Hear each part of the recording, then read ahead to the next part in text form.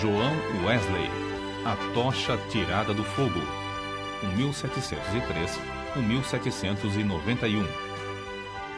O céu, à meia-noite, era iluminado pelo reflexo sombrio das chamas que devoravam vorazmente a casa do pastor Samuel Wesley. Na rua, ouviam-se os gritos: "Fogo! Fogo!" Contudo, a família do pastor continuava a dormir tranquilamente, até que os escombros ardentes caíram sobre a cama de uma filha, Hattie. A menina acordou sobressaltada e correu para o quarto do pai. Sem poder salvar coisa alguma das chamas, a família foi obrigada a sair casa afora, vestindo apenas as roupas de dormir, numa temperatura gélida. A ama, ao ser despertada pelo alarme, arrebatou a criança menor, Carlos, do berço. Chamou os outros meninos, insistindo que a seguissem, e desceu a escada. João, porém, que então contava 5 anos e meio, ficou dormindo. 3 vezes a mãe, Susana Wesley, que se achava doente, tentou debalde subir a escada. 2 vezes o pai tentou, em vão, passar pelo meio das chamas, correndo. Sentindo o perigo, ajuntou a família no jardim, onde todos caíram de joelhos e suplicaram em favor da criança presa pelo fogo. Enquanto a família orava, João acordou e, depois de tentar descer pela escada, subiu numa mala que estava em frente a uma janela, onde um vizinho o viu em pé. O vizinho chamou outras pessoas e, juntos, conceberam o plano de um deles subir nos ombros de um primeiro, enquanto um terceiro subia nos ombros do segundo, até alcançarem a criança. Dessa maneira, João foi salvo da casa em chamas, apenas instantes antes de o teto cair com grande fragor. O menino foi levado pelos intrépidos homens que o salvaram para os braços do pai. "Cheguem, amigos!" clamou Samuel Wesley ao receber o filhinho.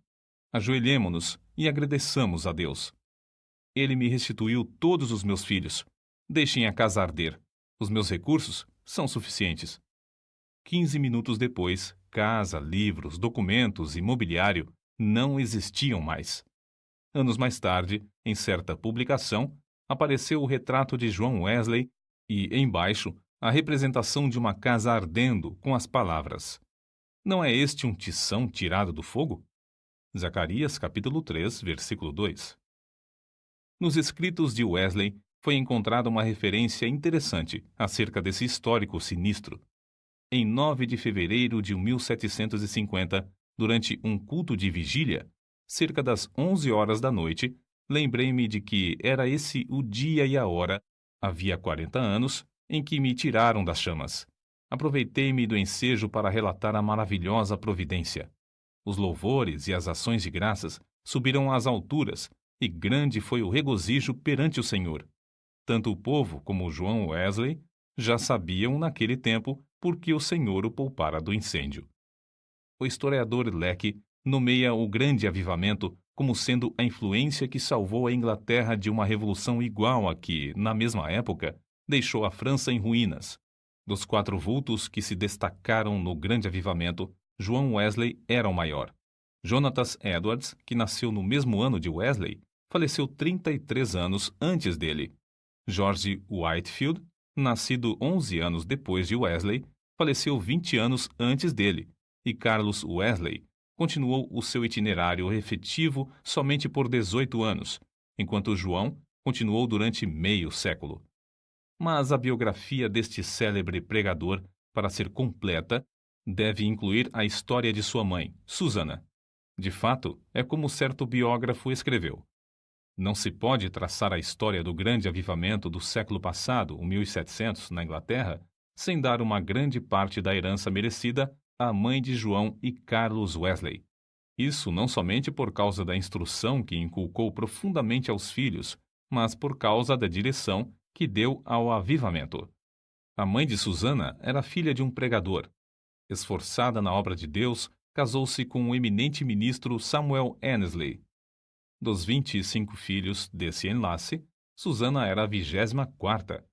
Durante a vida, seguiu o exemplo da sua mãe, passando 1 hora de madrugada e outra à noite orando e meditando sobre as Escrituras.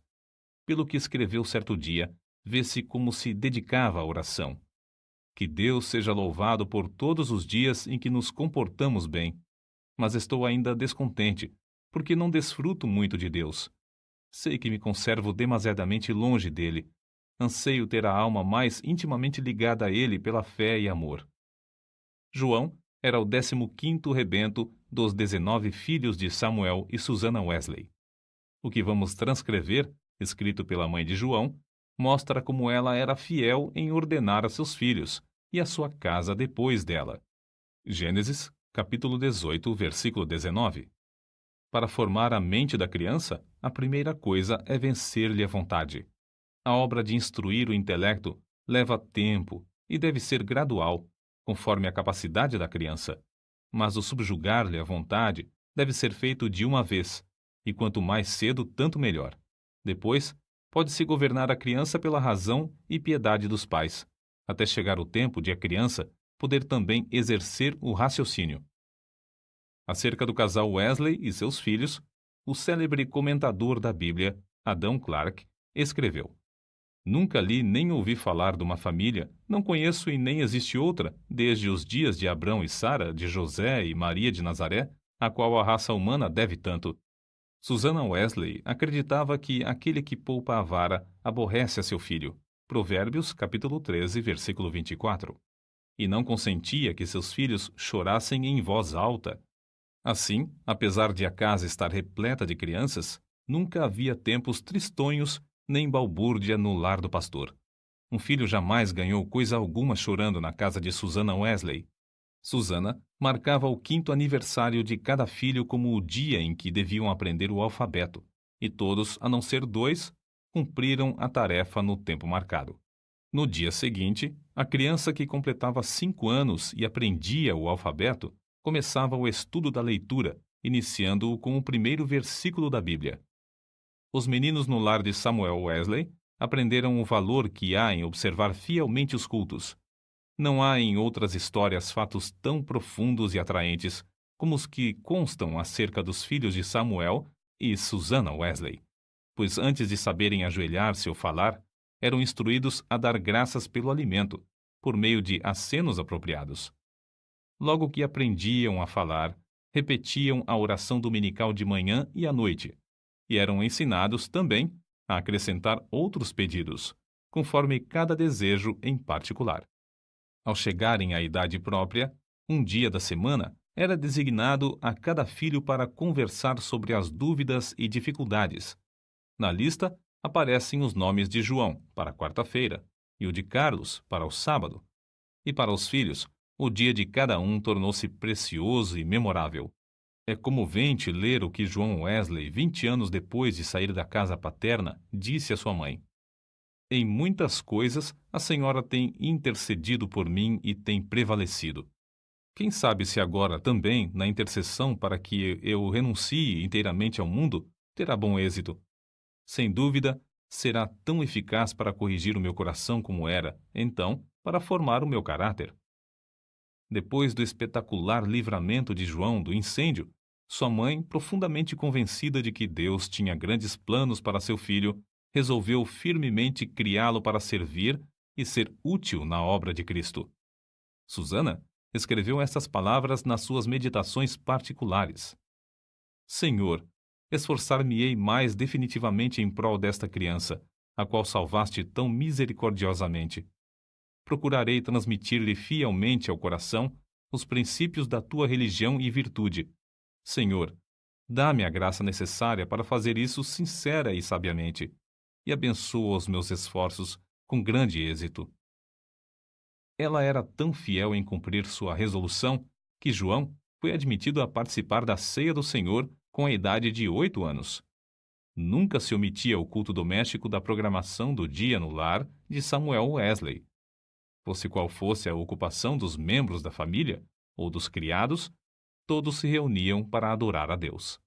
Na ausência do marido, Susana, com o coração aceso pelo fogo dos céus, dirigia os cultos.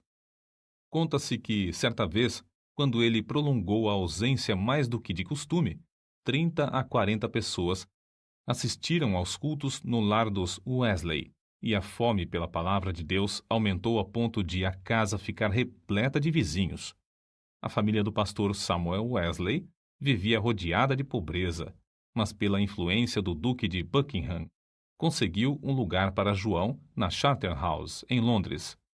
Assim, o menino, antes de completar 11 anos, deixou a atmosfera fragrante de oração ardente para enfrentar as porfias de uma escola pública. Contudo, não cedeu ao ambiente de pecado de que estava rodeado. Conservava também as suas forças físicas, obedecendo fielmente ao conselho de seu pai, que corresse 3 vezes de madrugada ao redor do grande jardim da Charterhouse. Tomou como regra da sua vida, dali em diante, manter o vigor do corpo. Aos 80 anos, apesar de seu físico franzino, considerava coisa insignificante andar a pé 1,5 léguas para pregar. Conta-se um exemplo da influência que João exercia sobre seus colegas da Charterhouse. Certo dia, o porteiro sentiu falta dos meninos no terraço de recreio e foi achá-los em uma das salas, congregados em redor de João. Este contava-lhes histórias instrutivas, as quais atraíam-lhes mais do que o recreio. Acerca desse tempo, João Wesley escreveu: Eu participava de várias coisas que reconhecia como sendo pecado, embora não fossem escandalosas aos olhos do mundo. Contudo, continuei a ler as Escrituras e a orar de manhã e à noite. Baseava a minha salvação sobre os seguintes pontos. Primeiro, não me considerava tão perverso como o próximo. Segundo, conservava a inclinação de ser religioso. Terceiro, lia a Bíblia, assistia aos cultos e fazia oração. Depois de estudar 6 anos na Charterhouse, Wesley cursou em Oxford, tornando-se proficiente no latim, grego, hebraico e francês. Mas seu interesse principal não era o intelecto. Sobre esse assunto, ele escreveu: Comecei a reconhecer que a religião verdadeira tem a sua fonte no coração. Reservei 2 horas, todos os dias, para ficar sozinho com Deus. Participava da ceia do Senhor de 8 em 8 dias. Guardei-me de todo pecado, quer de palavras, quer de atos. Assim, na base das boas obras que praticava, eu me considerava um bom crente. João se esforçava para levantar-se diariamente às 4 horas.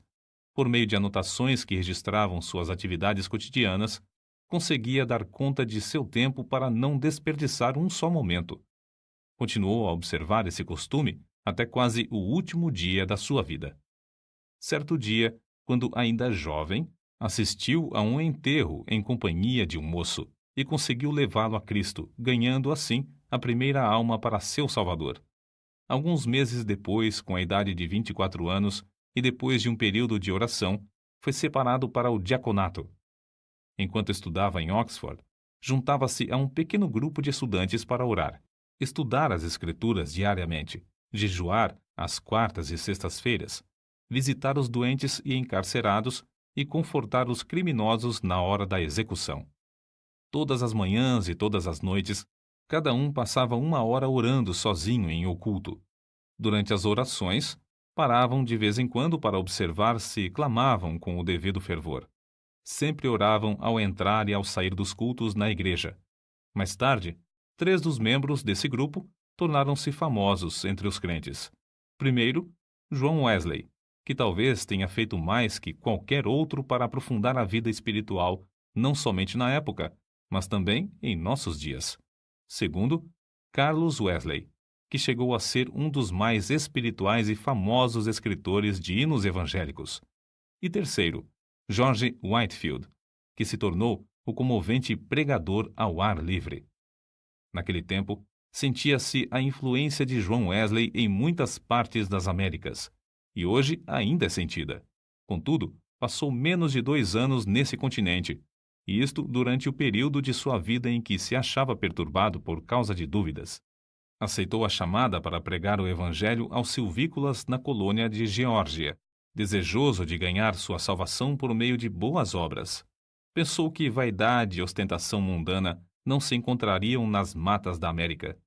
Como era característico em sua vida, a bordo do navio em viagem à América do Norte, observava com outros de seu grupo um programa para não desperdiçar um momento durante o dia. Levantava-se às 4 da manhã e deitava-se depois das 21 horas. As primeiras 3 horas do dia eram dedicadas à oração e ao estudo das Escrituras. Depois de cumprir tudo o que estava indicado no programa do dia, o cansaço era tanto que, não obstante o bramido do mar e o balanço do navio, dormiam sem perturbação, deitados sobre um cobertor estendido no convés. Na Geórgia, a população inteira afluía à igreja para ouvir a sua pregação. A influência de seus sermões foi tal que, depois de 10 dias, uma sala de baile ficou quase inteiramente abandonada, enquanto a igreja se enchia de pessoas que oravam e eram salvas. Whitefield, que desembarcou na Geórgia alguns meses depois de Wesley voltar à Inglaterra, assim descreveu o que viu. O êxito de João Wesley na América é indizível. Seu nome é precioso entre o povo, onde lançou os alicerces que nem os homens nem os demônios podem abalar. Oh, que eu possa segui-lo como ele seguiu a Cristo! Porém, a Wesley faltava uma coisa muito importante, conforme se vê pelos acontecimentos que o levaram a sair da Geórgia, como ele mesmo escreveu. Faz 2 anos e quase 4 meses que deixei a minha terra natal para pregar Cristo aos índios da Geórgia. Entretanto, o que cheguei eu a saber? Ora, vim a saber o que eu menos esperava. Fui à América para converter outros, mas nunca fora realmente convertido a Deus. Depois de voltar à Inglaterra, João Wesley começou a servir a Deus com a fé de um filho e não mais com a fé de um simples servo. Acerca desse assunto, eis o que ele escreveu. Não reconhecia que esta fé era dada instantaneamente, que o homem podia sair das trevas para a luz imediatamente, do pecado e da miséria para a justiça e gozo do Espírito Santo. Examinei de novo as Escrituras sobre este ponto, especialmente Atos dos Apóstolos. Fiquei grandemente surpreendido ao ver quase que somente conversões instantâneas, quase nenhuma tão demorada como a de Saulo de Tarso. Desde então, começou a sentir mais e mais fome e sede de justiça, a justiça de Deus pela fé. Fracassara na sua primeira tentativa de pregar o Evangelho na América porque, apesar de seu zelo e bondade de caráter, o cristianismo que possuía era uma coisa que recebera por instrução. Mas a segunda etapa de seu ministério destacou-se por um êxito fenomenal. E porque o fogo de Deus ardia na sua alma, chegara a ter contato direto com Deus através de uma experiência pessoal. Relatamos aqui, com suas próprias palavras, o episódio no qual o Espírito testificou ao seu espírito que era filho de Deus e que veio transformar completamente a sua vida. Eram quase 5 horas, hoje, quando abri o Novo Testamento e encontrei estas palavras.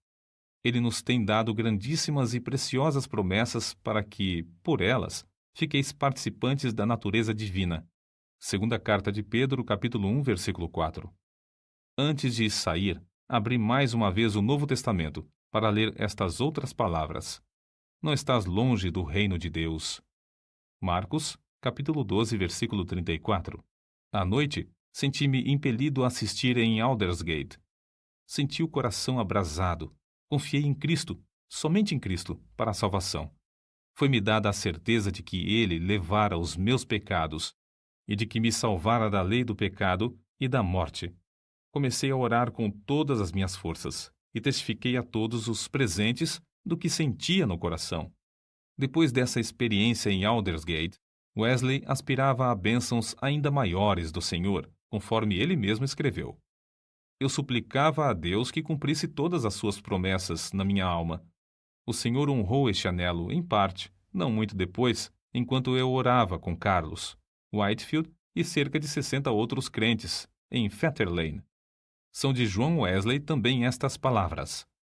Cerca de 3 horas da madrugada, enquanto perseverávamos em oração, Romanos capítulo 12, versículo 12, o poder de Deus nos sobreveio de tal maneira que bradamos impulsionados de grande gozo, e muitos caíram ao chão. A seguir, ao passar um pouco o temor e a surpresa que sentimos na presença da majestade divina, rompemos em uma só voz. Louvamos-te, ó Deus! Aceitamos-te como Senhor. Essa unção do Espírito Santo dilatou grandemente os horizontes espirituais de Wesley. O seu ministério tornou-se excepcionalmente frutuoso. e ele trabalhou ininterruptamente durante 54 anos, com o coração abrasado pelo amor divino. Um pastor prega, em média, 100 vezes por ano, mas João Wesley pregou cerca de 780 vezes por ano, durante 54 anos.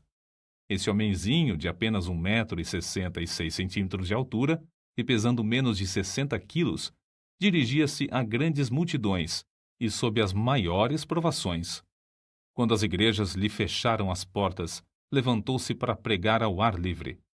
Embora enfrentasse a apatia espiritual quase geral dos crentes, a par de uma onda de devassidão e crimes no país inteiro, multidões de 5.000 a 20.000 afluíam para ouvir seus sermões. Tornou-se comum, nesses cultos, os pregadores acharem-se tão angustiados que gritavam e gemiam. Se materialistas célebres, tais como Voltaire e Thomas Paine, gritaram de convicção ao se encontrarem com Deus no leito de morte, não é de admirar que centenas de pecadores gemessem, gritassem e caíssem ao chão como mortos, quando o Espírito Santo os levava a sentir a presença de Deus. Multidões de perdidos, assim, tornavam-se novas criaturas em Cristo Jesus nos cultos de João Wesley. Muitas vezes, os ouvintes eram levados às alturas de amor, gozo e admiração.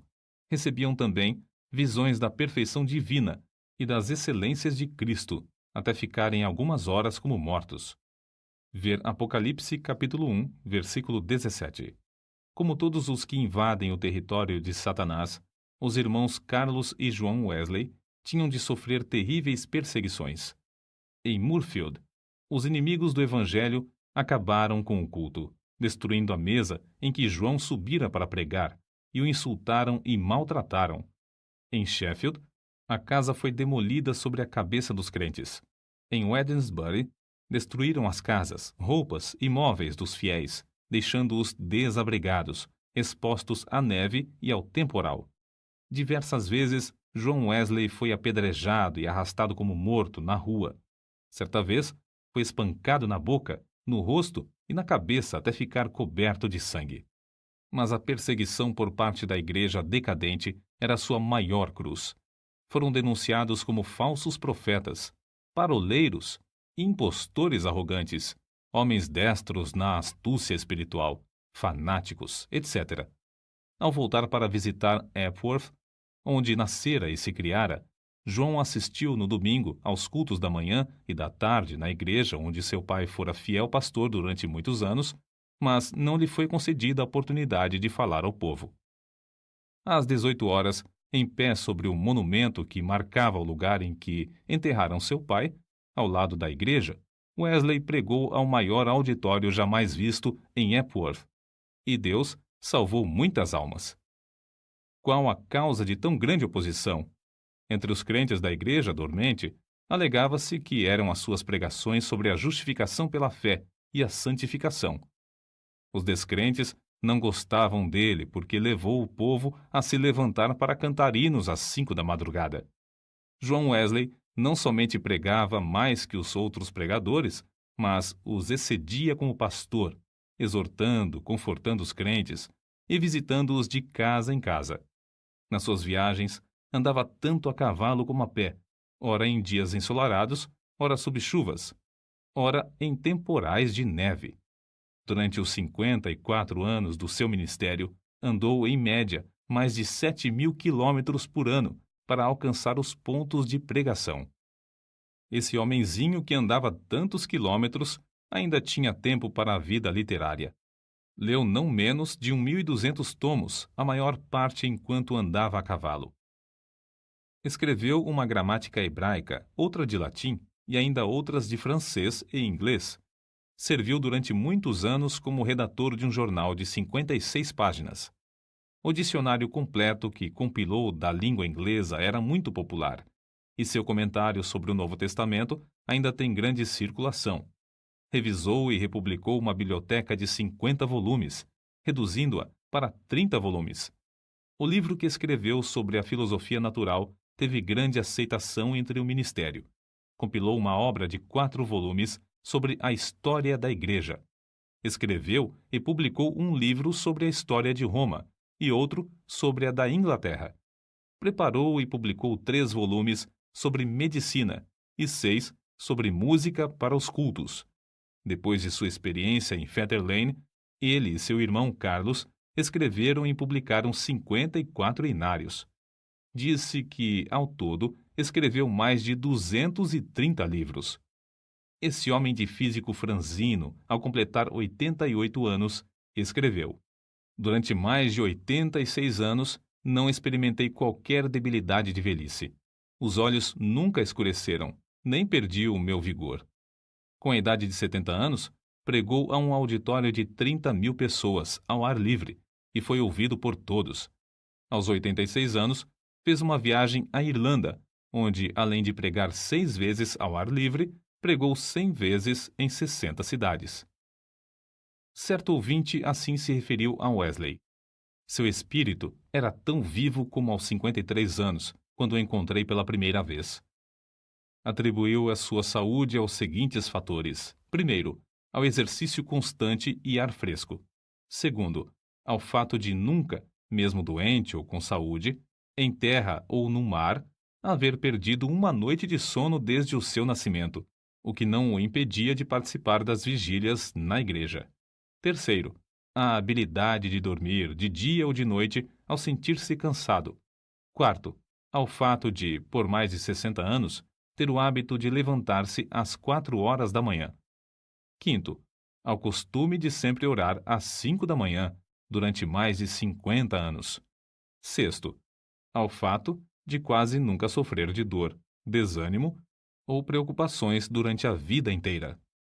Não nos devemos esquecer da fonte desse vigor que João Wesley manifestava.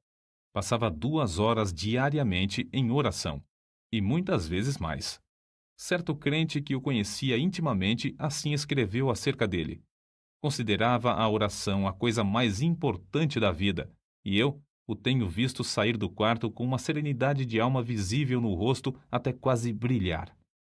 A qualquer história da vida de João Wesley faltará o ponto principal, se não se fizer menção dos cultos de vigília que se realizavam uma vez por mês entre os crentes. Esses cultos se iniciavam às 20 horas e continuavam até depois da meia-noite, ou até cair o Espírito Santo sobre eles. Baseavam tais cultos sobre as referências no Novo Testamento acerca de noites inteiras passadas em oração. Foi assim que alguém se referiu ao sucesso. Explica-se o poder de Wesley pelo fato de ele ser homo unius libri, isto é, um homem de um livro, e esse livro é a Bíblia. Pouco antes da sua morte, escreveu: Hoje passamos o dia em jejum e oração para que Deus alargasse a sua obra. Só encerramos depois de uma noite de vigília, na qual o coração de muitos irmãos foi grandemente confortado. No diário de João Wesley, há diversas anotações sobre oração e jejum. Entre outras coisas, ele escreveu o seguinte: Enquanto cursava em Oxford, jejuávamos às quartas e às sextas-feiras, como faziam os crentes primitivos em todos os lugares. Escreveu Epifânio: Quem não sabe que o jejum das quartas e das sextas-feiras é observado pelos crentes do mundo inteiro? Não sei por que eles guardavam esses 2 dias, mas é boa a regra. Se lhes servia, também me serve. Contudo, não quero dar a entender que o único tempo de jejuar seja esses 2 dias da semana, porque muitas vezes é necessário jejuar mais do que 2 dias. É necessário permanecer sozinho e na presença de Deus enquanto jejuamos e oramos, para que Deus possa mostrar-nos a sua vontade e dar-nos direção. Nos dias de jejum, devemos afastar-nos o mais possível de todo serviço, de fazer visitas e das diversões, apesar de essas coisas serem lícitas em outras ocasiões. Seu gozo em pregar ao ar livre não diminuiu na velhice. Em 7 de outubro de 1790, pregou pela última vez fora de casa sobre o texto: O reino de Deus está próximo. Arrependei-vos e crede no Evangelho. Consta em sua biografia que a palavra manifestou-se com grande poder e as lágrimas do povo corriam em torrentes. Um por um, seus fiéis companheiros de luta, inclusive sua esposa, foram chamados para o descanso, mas João Wesley continuava a trabalhar. Com a idade de 85 anos, seu irmão, Carlos, foi chamado pelo Senhor. e João sentou-se perante a multidão, cobrindo o rosto com as mãos, para esconder as lágrimas que lhe corriam pelas faces. Seu irmão, a quem amara tanto durante tão longo tempo, havia partido, e ele, agora, tinha de trabalhar sozinho. Em 2 de março de 1791, com a idade de quase 88 anos, completou a sua carreira terrestre. Durante toda a noite anterior, não cessaram em seus lábios o louvor e a adoração, pronunciando estas palavras: as nuvens destilam a gordura. Sua alma saltou de alegria com a antecipação das glórias do lar eterno e exclamou: o melhor de tudo é que Deus está conosco. Então, levantando a mão, como se fosse o sinal da vitória, novamente repetiu: o melhor de tudo é que Deus está conosco. Às 10 horas da manhã, enquanto os crentes rodeavam o leito em oração, ele disse: adeus. E assim passou para a presença do Senhor. Um crente que assistiu à sua morte assim relatou o ato: a presença divina pairava sobre todos nós. Não existem palavras para descrever o que vimos no seu semblante. Quanto mais o fitávamos, tanto mais víamos parte dos indizíveis céus. Calcula-se que 10.000 pessoas passaram em desfile diante do ataúde para ver o rosto que ainda retinha um sorriso celestial. Por causa das grandes massas que afluíram para honrá-lo, foi necessário enterrá-lo às 5 horas da manhã. João Wesley nasceu e criou-se em um lar onde não havia abundância de pão. Com a venda dos livros de sua autoria, ganhou uma fortuna, com a qual contribuía para a causa de Cristo. Ao falecer, deixou no mundo 2 colheres, uma chaleira de prata, um casaco velho e dezenas de milhares de almas, salvas em épocas de grande decadência espiritual. Em Epworth, a tocha foi arrebatada do fogo. Em Aldersgate e Fetter Lane, começou a arder intensamente e continua a iluminar milhões de almas no mundo inteiro.